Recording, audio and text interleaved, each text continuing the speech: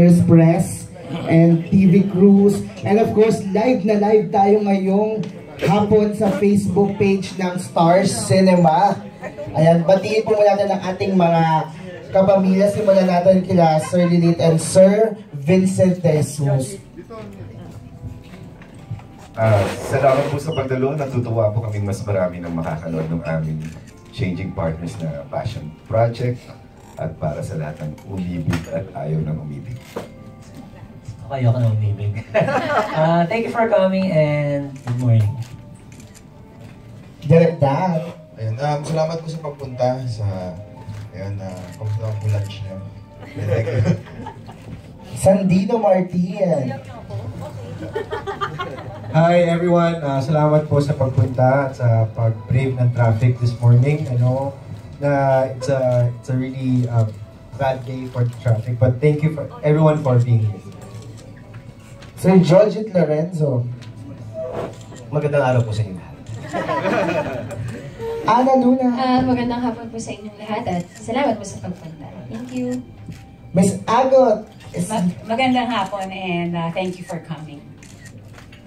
Yes, ayun nga po mga pamilya. Ito na nga po ang cast ng pelikulang Changing Partners. Mapapanood natin ngayong January 31. At dahil dyan, simulan na nga natin ang question and answer portion. Ako, ito na nga, tawagin natin Manay Ethel Ramos. Sino ba ang magtatanong sa ating mga kapamilya press na kasama natin ngayong hapon? Tanungin muna natin yung nagsulat nito at saka si Direk. Direk, why the title Changing Partners?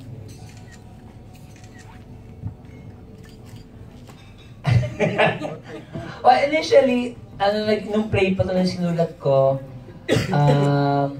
isang couple lang to, and then my writer friends asked me mag-isip ka pa ng ibang paraan para ikwento yung kwento ni Chris tsaka ni Alex. And eventually, dapat round robin. Sabi ko, luma nung round robin. So, Changing Partners. Basically, yung title is about the form.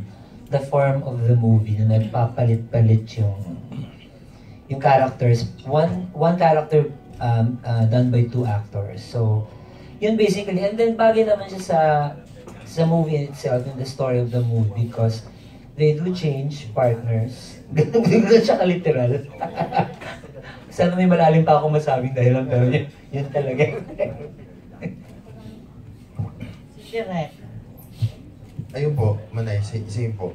Kasi po kwento siya ng actually 4 couples na nagpapalit po. So parang it's one emotion done by 4 couples. Yan po. For the four couple, before I give the microphone to Alex Brosas, who writes for Bulletin and and Bandera, may tatanong ako. Ang unang gusto kong sumagot ay si Miss Agot Isidro. Yes. Hey, Ethel, I love you. Agot, yes. Would you rather change partner or get a new one? Paano talaga? Change partner Or get a new one? New one. Manay, yung partner na lang. Everything's new, 2018. Gusto ko bago naman lahat. Ayoko, leave the past behind. Kailangan move forward. And siguro that's my way of moving forward. Something new. Or maybe someone new. Meaning may bago na. Wala nga! Ang bilis din naman ang sagat ng wala nga. I love you, Manay. Happy New Year. Same to you. Kay Ana. Would you rather change partner or get a new one? Parang ayoko. Parang wag na lang kasi ang gwapo ng boyfriend. Ano po? None of the above? Oo, wala po eh. Nasa relationship po ako ngayon. 9 years na kami. So, doon muna ako. Doon pa rin sa keep the partner. Bago si Jojit, si Sandino muna. Pakinggan natin ang ng isang millennial. Yeah, millennials po kasi yung talaga. Siguro po nasa state po ako na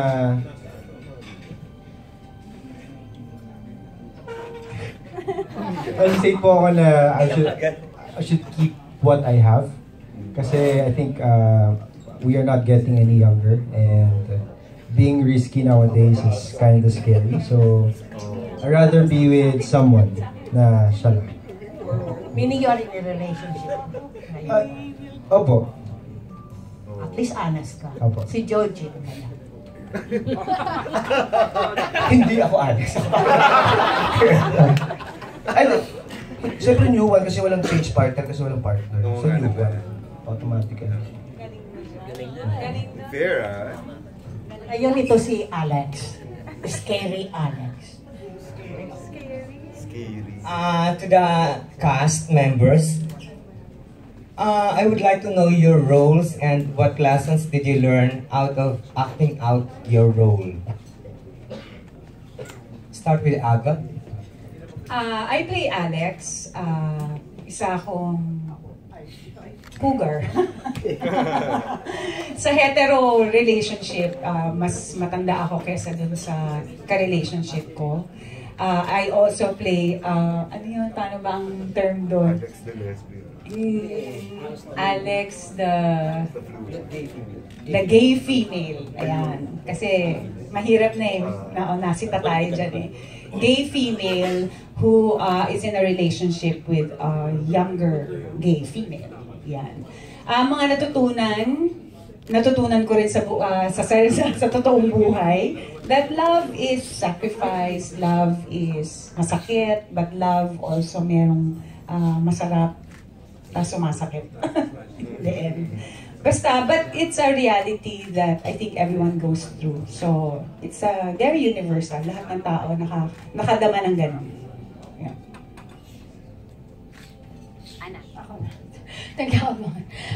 Ako po dito si Chris, ang mas bata sa relasyon.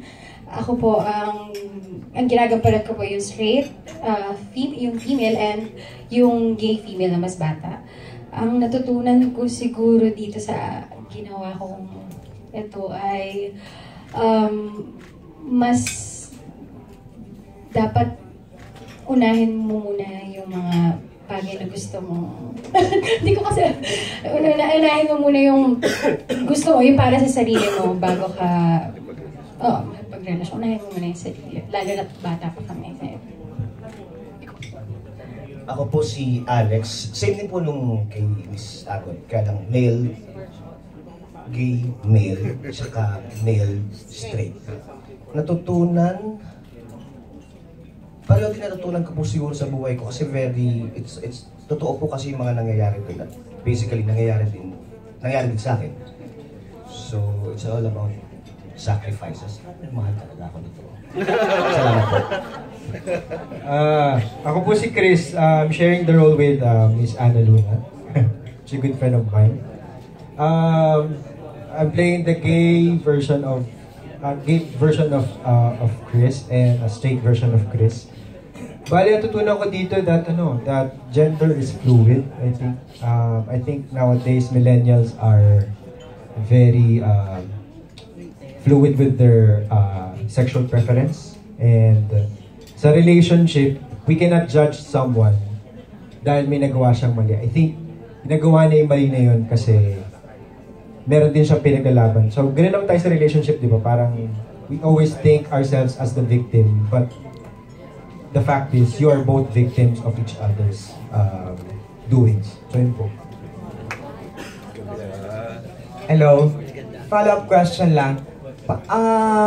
Will you accept kung titingnan kayo ng mga tao as your character as parang you have loose morals? Kasi parang you keep on changing partners? Hindi na-change ng partners. The characters. Oh. The characters. Hindi po siya ganun. Actually, yes, may infidelity, pero hindi siya yung changing partners na parang in the context of pagpapalit-palit sila. Opo. Hindi po siya ganun. Pero hindi sila stick to one, di ba? Stick to one po sila. May incident lang pong pinag-usapan that led to the conflict. Opo. Okay, thank you. Tsaka yung incident na yun, hindi proven eh. So, parang nasa audience siguro kung maniniwala sila na nangyari o hindi eh. So, we leave that to the audience kung meron mang nangyaring infidelity. You mean, hindi pinakita talaga yung infidelity? Hindi po. Ay, not even suggested?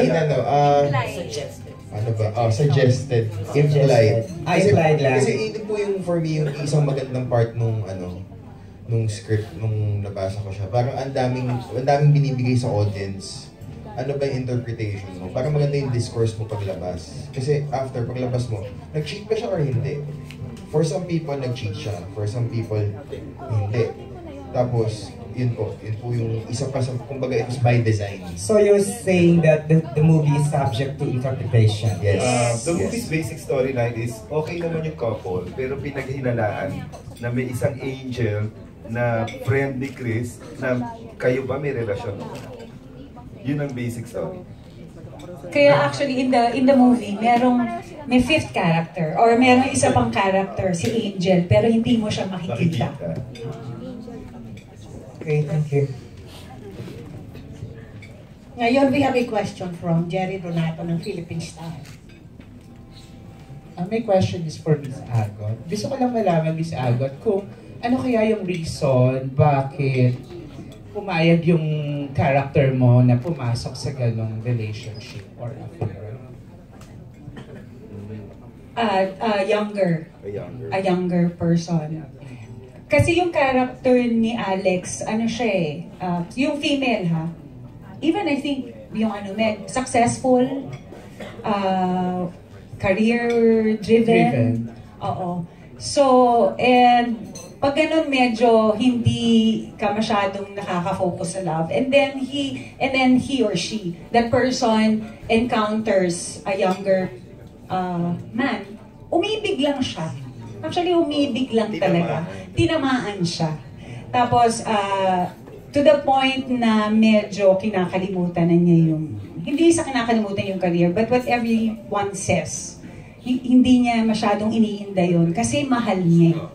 Mahal niya yung tao. Oo, nag-let go siya, kumbaga.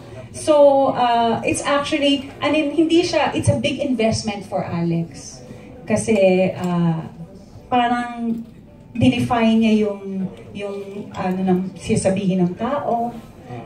Pati yung, kasi meron din economic difference eh. Mas mayaman yung Alex eh. So, hindi niya iniinda yung sinasabi ng tao na baka pineperahan. Alam, yung ganun. So, talagang nag-invest siya ng malaki dito sa relasyon na to. So, si Alex na you played in the movie, Alex na babae siya na na-inlove sa lalaki. Oo, and isa rin siyang gay female na na-in-love sa gay. Sa gay. And it's also Jojit's male. Oo. So it's one story actually. Isang story. Yung gender label ng character mo is hindi lang siya yung parang babae lang. I mean, marami pa. Yes, I play both gay and straight. Can you answer? Yes. Kasi I think what we're trying to say in this film is that love has no names, that gender has no names, that at the end of, and age as well, at the end of the film, you will realize that every gender or every situation, they will fall in love and they will fall out of love. So, doon po kami naglalaro. Hanggang sa huli, si Alex at si Chris, titignan mo na lang siya bilang isang tao. So, Miss Agot, do you think na yung kultura natin, malaki yung kinalaman para sabihin na ikaw, ganito ka kasi babae ka. Pag umarte ka na ganito, lalaki ka. Do you think may kinalaman yung kultura or is it the right time now to question yung mga pinresentang mga labels ng kultura para sabihin natin na eto talaga yung totoong nangyayari? Well, yes. Oo. Parang kasi talaga the movie says na parang in the end you will see wala nang gender eh. Buradong-burado na yun eh. They're just playing Alex and Chris. It's just Alex and Chris. Makikita mo si Jojit, makikita mo ako as the gay, and makikita mo si Jojit as the gay.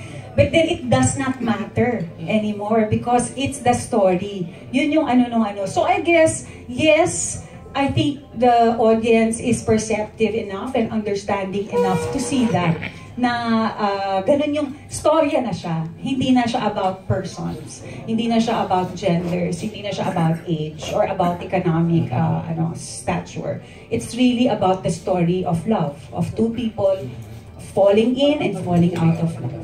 Tapos kanina napansin ko na, I mean, parang there's a play, yung parang with the names of the character. If I'm not mistaken, there are 2 Alexes and 2 Chrises. So it basically reminds me of this very Shakespeare-like comedy of error. From errors. I mean, from an actor's point of view, sa palagay mo, ano yung naging effect kaya? What's the impact of that play when it comes to having 2 different persons having the same names? You mean the Shakespeare play? Ay, no. Yung ginamit dun sa, I'm sorry. Okay lang. Yung play lang dun sa ginamit. I mean, yung paglaro lang dun sa name. Even the names, di ba? Alex can be a girl, androgynous siya. Chris can be a girl, Chris can be ano. So, yun, I think, actually Angel, even Angel can be a girl or a guy. I think si Vince can because I'll try my best not to give away. Kasi pag in-explain namin yung magic mo, wala eh. So, just share lang what you can. Basically, Alex is just one person. And Chris is just one person. Alex the older and Chris the younger. But in this world, sa buhay nila, nag-iiba sila ng gender. But it's the same story. Yeah, basically. So it's really one couple story. Nag-design lang na nagpapalit yung gender. Isang storya lang to ng isang couple. There's just one Alex, there's just one Chris. There's just a design of changing the genders. Wala naman yung parang it's an extension of another character. No, it's not. It's just one couple actually. The device is to change the genders. Ano ba pinag-uusapan natin? Lumabas ka ba kagabi? Yung kausap kong babae magiging lalaki. Is this device that you are referring to when it comes to storytelling? Bago ba to? Or is it something like parang Rashomon na telling a story from different perspectives? Rashomon is about 2 truths. This is not about 2 truths. It's just one truth, but the theme dictated the design that love is genderless. Thank you. Mukhang very intelligent and brilliant. I'm sure nagugustuhan mo to. Thank you.